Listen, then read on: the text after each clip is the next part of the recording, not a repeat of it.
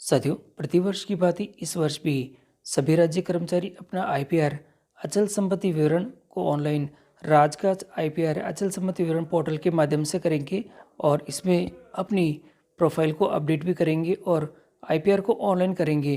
तो और इसी के साथ ही जो आईपीआर भरने के पास बाद में हमारे पास जो उसकी पीडीएफ आएगी उसका हमें डिजिटल सिग्नेचर करना पड़ेगा और उसकी प्रिंट भी लेनी पड़ेगी। तो ये सभी काम हम किस प्रकार से करेंगे, इसकी पूरी जानकारी आपको आज की इस वीडियो के अंदर मिलने वाली है। तो आप वीडियो को शुरू से अंत तक जरूर देखें और यदि आप हमारे चैनल पर नए हैं तो चैनल को सब्सक्राइब करके रखें, जिससे कि इस प्रकार के जो अपडेट हम आपके लिए लेके आते हैं आपको सबसे पहले हमारे चैनल के माध्यम से प्राप्त होते रहे। तो साथियों, शुरू करते हैं आज का वीडियो। मैं हूँ आपका होस्ट एसएम सोनी और आप देख रहे हैं हमारा चैनल सांवर टेक्निकल सोनी।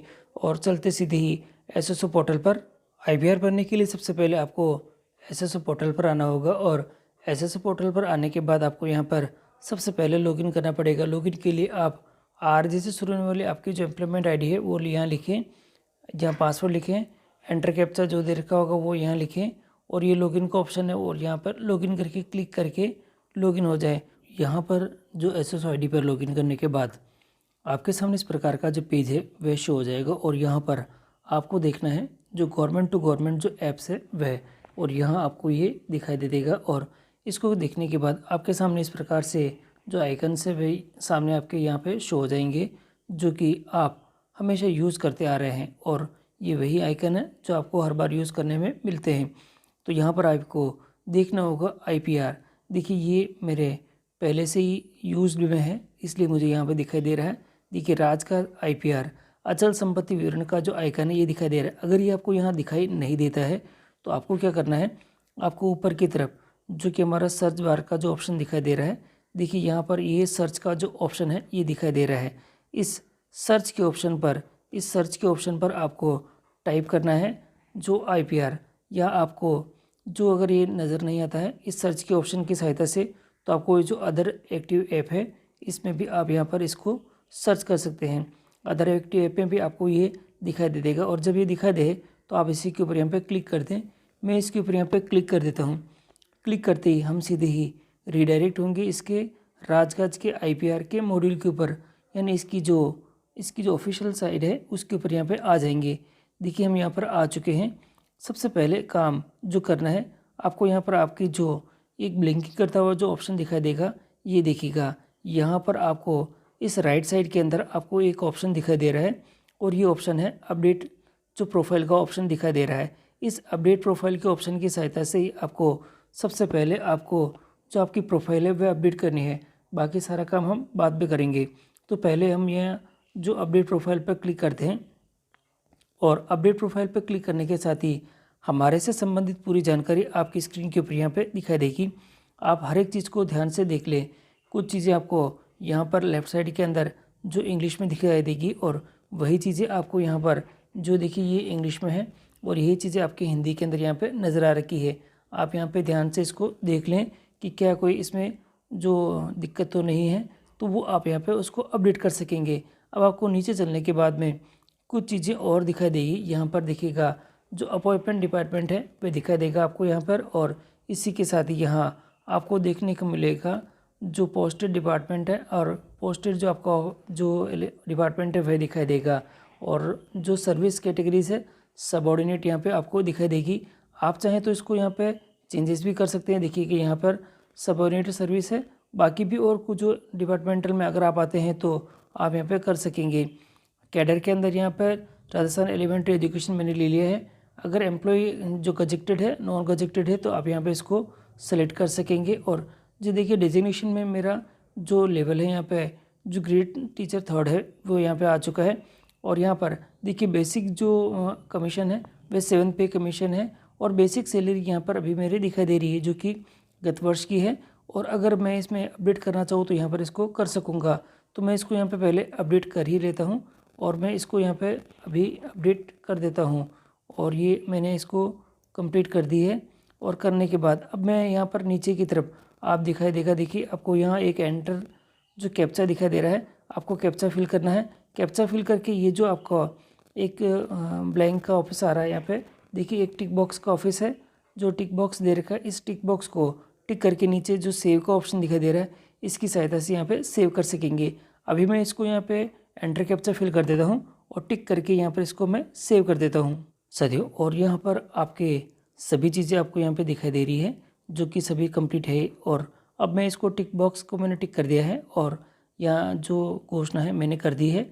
अब मैं इसको यहाँ पे सेव करना चाहूँगा और अगर आप एक बार फिर उसको देखना चाहें तो सभी सेक्शन को देख सकेंगे। मैंने वापस चेक कर लिया है इसलिए मैं इसको यहाँ पे सेव कर रहूँगा। तो सेव पर मैंने क्लिक करा है, देखिए ये सेव हो चुका है और मेरी जो प्रोफाइल है ये अपडेटेड हुए पे हो चुकी है। प्रोफाइल का मैंने अपडेशंस कर दिया है। अब मुझे यहाँ पे इसका जो मेरा IPR भरना पड़ेगा और मेरे पास जो ऑप्शंस है यहाँ पे देखिए कुछ ऑप्शंस यहाँ पे आपको दिखाई दे रहे हैं। सबसे पहले दे रखा है मैनेज, जो इमूवेबल प्रॉपर्टीज रिटर्न है वे आपको यहाँ पे दे रखा है। और दूसरा दे रखा व्यू सबमिटेड, जो इमूवेबल जो प्रॉपर्टी रिटर्न है वो देख सकेंगे और जो लीगली IPR है वे आपको यहाँ पे दिखाई दे रहा है। तो ये सभी चीज़ें हैं। और सेलेक्ट प्रीवियस ईयर की जो प्रॉपर्टी है वही आप सेलेक्ट करना चाहते हैं तो आपके पास ये ऑप्शन भी यहाँ पे अवेलेबल है। और यहाँ पर जो एक टिक बॉक्स के रूप में आपको जो कुछ दिखाई दे रहा है वो कुछ इस प्रकार से है कि प्लीज़ चेक करो to fill IPR with no property return. यदि आपके पास में कोई प्रॉपर्टी नहीं है आपके नाम से तो आपको यहाँ पर टिक बॉक्स करके उसको सबमिट कर सकेंगे। देखिए जैसे मैं इस टिक बॉक्स को टिक करता हूँ तो यहाँ हमारे पास ऑप्शन के लिए आएगा please enter remark for the filling IPR without any properties. तो यहाँ पर लिख दें आप नो प्रॉपर्टीज़ और इसको यहाँ पे सबमिट कर सकेंगे। तो बहुत आसान है, इसको सबमिट कर देना यहाँ पर। और अगर पिछले साल वाली प्रॉपर्टी आप उसमें सेलेक्ट करना चाहते हैं तो आपके पास ये ऑप्शन अवेलेबल है, इसको भी आप सेलेक्ट करके कर सकेंगे। अब मैं यहाँ दिखाता हूँ कि जो प्रॉपर्टीज़ डिटेल अगर भरना है अगर आपको तो वो किस प्रकार से आप भरेंगे। तो एक एक करके मैं यहाँ पे देखता हूँ। सबसे पहले आपको जो प्रॉपर्टी है वह सेलेक्ट करनी पड़ेगी, यहाँ से आप इसको सेलेक्ट कर सकेंगे। तो प्रॉपर्टी मैं यहाँ पे सेलेक्ट कर लेता हूँ। देखिए कितने प्रकार की प्रॉपर्टीज़ है वो आपको यहाँ पे नज़र आ रखी है, एग्रीकल्चर, कॉमर्शियल, रेजिडेंशियल और इंडस्ट्रियल और अदर। तो आपको जो ठीक लगे वह कर सकें। जैसे मैं इसको यहाँ पे किसी को एक को करता हूँ, जैसे कि मान लेते हैं हम यहाँ पे जो एग्रीकल्चर को क्लिक करते हैं तो यहाँ पर पास ही के जो ऑप्शन है ये हमारे पास में ओपन हो जाएंगे और यहाँ पर सेलेक्ट का ऑप्शन हमारे पास यहाँ पे आ जाएगा। देखिए कौन सा है हमारे पास में, फार्म हाउस है, प्लॉट है, लैंड है, अदर है। जैसे कि मेरे पास एक प्लॉट है तो मैं यहाँ पे इसको क्लिक कर देता हूँ। अब वो किस जगह पे है आप उसको यहाँ पे देख सकेंगे कि यहाँ पर रूरल और अर्बन है। एड्रेस आपको भरना पड़ेगा, अगर 2 एड्रेस है तो वो 2 एड्रेस भर सकेंगे। कंट्री, स्टेट, डिस्ट्रिक्ट और सिटी, वह जो वार्ड है वे आपको यहाँ से सेलेक्ट करना पड़ेगा। नीचे पास में ओन्ड आपका सेल्फ का है, डिपार्टमेंटल है या जॉइंट है, आपको यहाँ से इसको सेलेक्ट कर लेना पड़ेगा। और इसी के साथ ही नीचे आप देखेंगे तो मैन्योर जो आपके पास में एक्वायर्ड है जो आपके पास यहाँ दिखाई दे रखा है।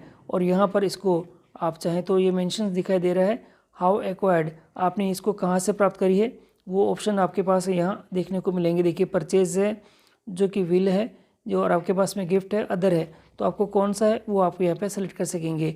अगर जैसे कि मान लेते हैं आपने परचेज़ करा है तो परचेज़ करते ही इसके पास में आपके जो ऑप्शंस है वे भी दिखाई देने लग जाएंगे और वो आप यहाँ से सेलेक्ट कर सकेंगे कि देखिए कि फाइनेंशियल सपोर्ट और लोन है, सेविंग है, मल्टीपर्पज़ सोर्स है, तो वो आपको यहाँ पे फिल कर देना है। कब ली है उसकी डेट आप यहाँ पे मेंशन कर दें, बहुत आसानी से डेट कर सकेंगे। नेम आप डिटेल फॉर द पर्सन और फ्रॉम द होम जिससे आपने प्रॉपर्टी ली है वाज एक्वायर्ड, तो आपको यहाँ पर उसकी डिटेल यहाँ पे फिल कर देनी है। और इसके नीचे की तरफ देखेंगे तो आप एनुअल इनकम अगर प्रॉपर्टी से हो रही है तो आप यहाँ पे इसको जो फिल कर सकेंगे। और मेरे एनुअल इनकम अगर कोई है या नहीं है और हो रही है तो आपको यहाँ पे फिल इन करने पड़ेंगे। कुछ रिमार्क भी आपको यहाँ पे लिखना पड़ेगा और ये करने के बाद आप यहाँ पे सेव और यहाँ पे सेव कर सकेंगे। और सेव और न्यू और भी प्रॉपर्टी कोई अगर करना चाहते हैं तो सबसे पहले इसको सेकेंड वाले ऑप्शन को आप यहाँ पे सेव करें, फिर न्यू और इसमें ऐड कर सकेंगे। तो एक से ज़्यादा प्रॉपर्टीज़ आपके पास में है तो डिटेल आप यहाँ पे एक एक करके करते चले जाएंगे। अभी मेरे केस के अंदर यहाँ पर मेरे कोई भी प्रॉपर्टी मेरे पास में नहीं है, इसलिए मैं यहाँ पे नो प्रॉपर्टी को सेलेक्ट कर लेता हूँ और यहाँ पर लिख देता हूँ नो प्रॉपर्टी, मैं फिल कर देता हूँ और ये मैंने लिख दिया है प्रॉपर्टी, लिख दिया है मैंने।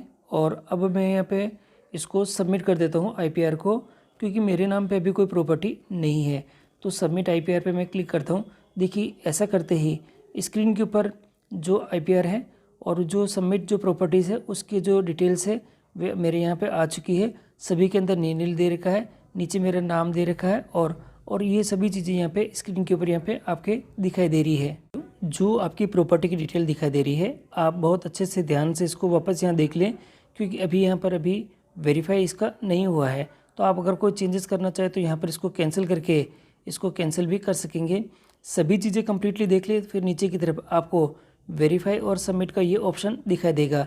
इसकी सहायता से आप इसको वेरीफाई और सबमिट कर सकेंगे। मैं इसे वेरीफाई और सबमिट कर देता हूँ और यहाँ लिखा हुआ आ रहा है कि do you want to submit IPR? After submitting IPR you will not be able to edit और डिलीट। तो आप यहाँ पर इसको येस करना चाहते हैं या नो? तो मैं इसको येस करना चाहता हूँ, येस कर देता हूँ। और येस करते ही ये OTP मुझे मांगेगा और एंड जो OTP मेरे मोबाइल के ऊपर अभी आई है वो OTP मैं यहाँ फिल कर देता हूँ। मैंने यहाँ पे जो OTP फिल कर दी है और इसे मैं यहाँ से इसको वेरीफाई कर दूँगा। वेरीफाई OTP का जो सेक्शन दिखाई दे रहा है, इसकी सहायता से इसको वेरीफाई कर देता हूँ। और वेरीफाई पे क्लिक करने के साथ ही ये थोड़ा सा यहाँ टाइम ले लेता है और ये वेरीफाई यहाँ पे हो जाएगी। वेरीफाई होने के बाद आगे जो प्रोसेस है वह दिखाता हूँ। देखिए ये प्रॉपर्टीज़ मेरी वेरीफाई हो चुकी है और डिटेल यहाँ पे आ चुकी है। और अगर मैं इसको रिवाइज़ करना चाहता हूँ तो ये रिवाइज़ का ऑप्शन भी मेरे नीचे की तरफ अवेलेबल है। और अब यहाँ पे जो IPR है वह सबमिटेड हो चुका है, देखिएगा। और अब ये जो डाउनलोड का जो ऑप्शन है आपको यहाँ पे क्लिक करके IPR 2024 जो कि आपको दिखाई दे रहा है और इस सेक्शन की सहायता से स्टेटस में ये देखिए कि स्टेटस में है, ये सबमिटेड हो चुका है आज की डेट में। और यहाँ पर इसको मैं IPR को यहाँ पे डाउनलोड करना चाहता हूँ तो ये जो IPR 2024 दे रखा है इसके ऊपर क्लिक करके इसको मैं डाउनलोड कर सकूँगा साथियों। और डाउनलोड के लिए IPR 2024 के ऊपर मैं क्लिक करता हूँ तो ये जो मेरा डाउनलोड के लिए आ चुका है कि इसकी PDF मुझे प्राप्त हो जाएगी और मैं आसानी से इसकी प्रिंट लेकर मेरे DDO को सबमिट करा सकूँगा। तो मैं इसे डाउनलोड कर लेता हूँ और डाउनलोड करने के बाद देखता हूँ कि क्या स्थिति यहाँ पर निकल के आती है। देखिए जो भी आपका रीडर है उसके अंदर ये आपके शो हो जाएगी और शो होने के बाद आप उसको देखें और उसका जो डिजिटल सिग्नेचर वेरिफिकेशन है वह आपको यहाँ पे और नीचे की तरफ अब यहाँ पे आपको दिखाई देगा डिजिटल सिग्नेचर वेरिफिकेशन के लिए। अभी यहाँ पर मेरा जो सिग्नेचर है वे वैलिडेट नहीं हुए हैं और डिजिटल सिग्नेचर किस प्रकार से वैलिडेट करेंगे इसका वीडियो मैंने बना रखा है जो कि अभी आपको स्क्रीन के ऊपर दिखाई दे रहा है और ऊपर आई बटन के ऊपर भी वह दिखाई दे रहा है। और उसकी सहायता से आप आसानी से आपकी संपत्ति को डिजिटल सिग्नेचर को वेरीफाई कर सकेंगे। तो साथियों मैंने आपको पूरी जानकारी दे दी कि किस प्रकार से आप आपका जो डिजिटल सिग्नेचर वेरिफिकेशन करेंगे, IPR फिल करेंगे और सभी जानकारी आपको यहाँ पे मैंने बता दी है। फिर भी कोई आपको समस्या है तो आप कमेंट बॉक्स में कमेंट करें जिससे कि कमेंट का जवाब शीघ्र से शीघ्र दिया जा सके।